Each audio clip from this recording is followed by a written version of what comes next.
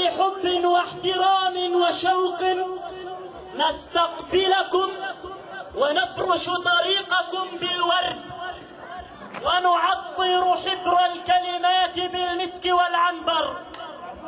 لقد عانقت جدران منازلنا عطر قدومكم وتزينت مساحاته بأعذب عبارات الود والترحيب ومشاعر الأخوة والإخلاص.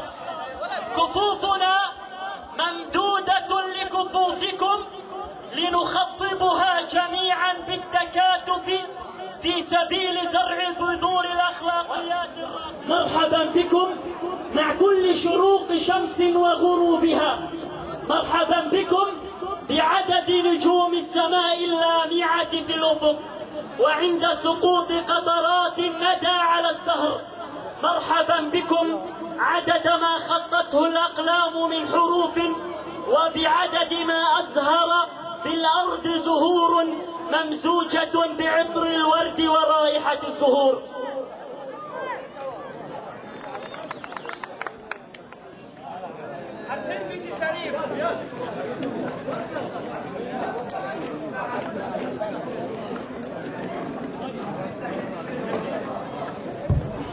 مساء الخير. ايش يا شيخ؟ عندنا بكسلين يعني اول شيء احنا بنحتفل بهاي الكوكبة الفلسطينية، هاي الكوكبة الرياضية اللي فعلا بهم فلسطينية وبأخلاق فلسطينية حققت في جيبوتي إنجازين. الإنجاز الأول هذا الاحترام والتقدير والإعجاب اللي حظي في فريق وادي النيس من كل من تابع وشاهد هاي المباراة. هو الإنجاز الأول لوادي النيس وللشعب الفلسطيني وللقضية الفلسطينية. وأنا بأهني أولا أهل وادي النيس وبأهني أسر فريقنا وأبطالنا ومقاتلينا على هذا النبل الأخلاقي وعلى هذا الإنجاز اللي أنا بقولكم أعتقد لم يحظى به أي فريق لعب خارج وطنه. الاحترام والإعجاب اللي حظوا فيه من اللحظة اللي دخلوا فيها المطار إلى اللحظة اللي غادروا فيها هي مفخرة ووسام شرف لكل فلسطيني. هاي الكوكبة شرفت فيه كل شعبنا. الإنجاز الثاني هو حصولهم على بطاقة التأهل. وأنا برأيي يعني تعاون وادي النيس هاي بالنسبة لهم مش مفاجأة. المفاجأة إنه تكون النتيجة غير هيك.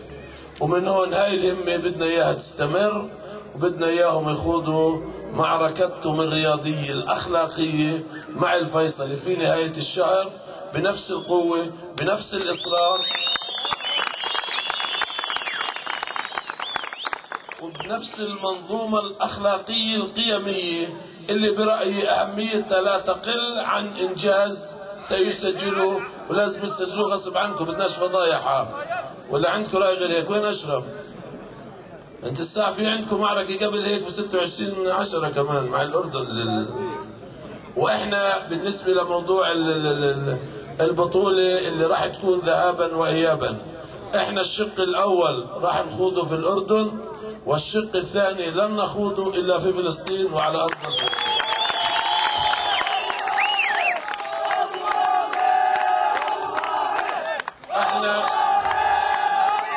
احنا مع احترامنا لاخواننا في الفيصلي ولكن المنتخب الاردني الاول راح يواجه منتخبنا الاول في 26 اكتوبر. وهذا يعني انه كل الذرائع والمبررات غير موجوده اللي ممكن ان تحول دون ان تكون البطوله الثانيه في استاد الشهيد فيصل الحسيني على ارض القدس اللي بتشرف كل العرب والمسلمين. واعتقد بانه مشاركه الفيصلي مع وادي النيس على أرض القدس هي أكيد رغبة لهم. وأنا باسم الاتحاد وباسم القيادة السياسية بندعو إخواننا في الفيصلي ضيوف علينا معززين مكرمين وسيحملوا على الأكف من اللحظة اللي بفوتوا فيها فلسطين إلى اللحظة اللي بيغادروا فيها فلسطين. ومن هون معركة سليم أبو حماد وأهل وادي النيس بدها تكون على الأردن، والنص الثاني بده يكون على فلسطين. هذا قرار يا سليم ما فيش فيه نقاش. ولا عندك غير هيك يا سليم؟ وينه سليم؟ عندك غير هيك أنت؟ وضعك صعب إذا عندك غير هيك. وأنا بأمل يعني، وأنا واثق وكل ثقة بأنه هاي الكوكبة إن شاء الله راح تستمر إلى المربع الأخير. وأنا بأمل من الأسرة الرياضية، واللي أنا إلي شرف إني أكون على رأس اتحاد كرة القدم، أن نصطف جميعا بكل ما لدينا من إمكانيات خلف هذا الفريق اللي هو معدش فريق وادي النيس وفريق عيلة وحدي وفريق قرية وحدي. هذا فريق كل فلسطين بكل أطيافها السياسية والاجتماعية، من رفح لجنين إلى المنافي. فريق وادي النيس كل الشعب الفلسطيني وكل الأسرة الرياضية تصطف خلفه.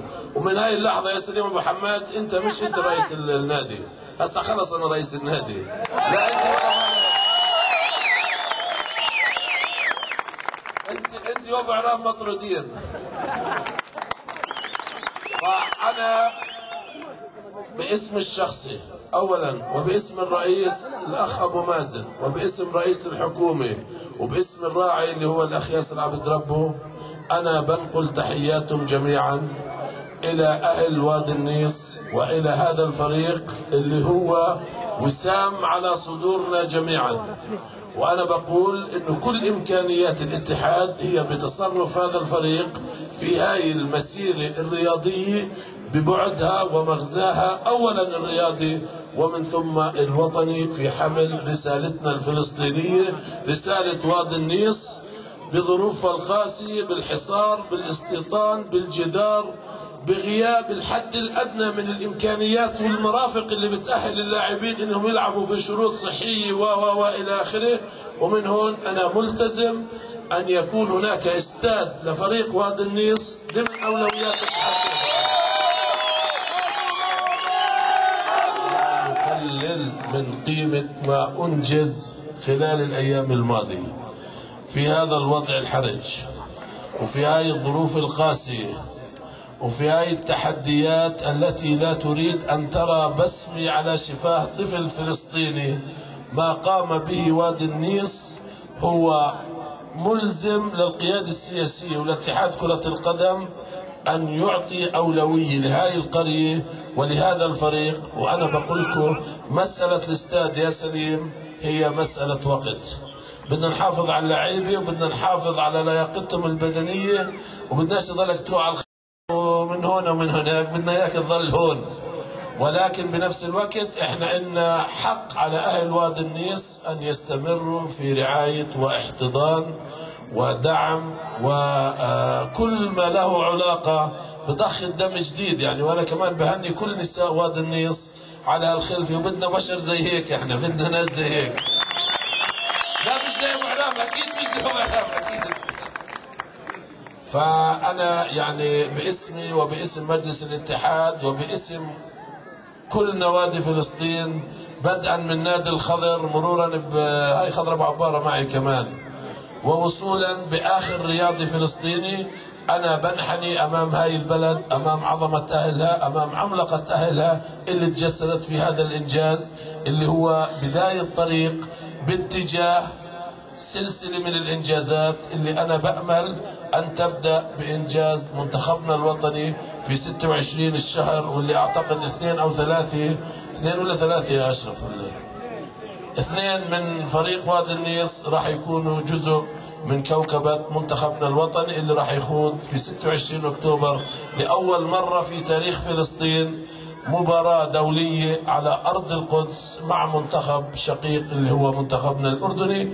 وأنا بأمل إنه فريقنا في هاي المرة يحقق إنجاز، ونحن بأمس الحاجة لخلق انعطافة في الرياضة الفلسطينية من خلال المشاركة ومن خلال الإنجاز.